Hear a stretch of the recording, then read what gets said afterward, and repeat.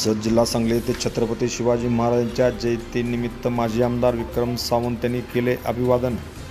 जत जिल्हा सांगली येथे आज छत्रपती शिवाजी महाराजांची जयंती मोठ्या उत्साहामध्ये जत शहर व तालुक्यात संपन्न झाली।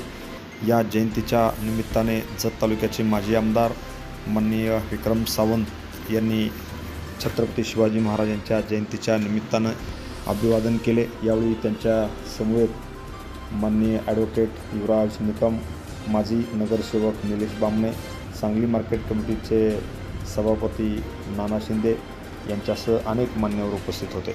Press the bell icon on the YouTube and never miss another update.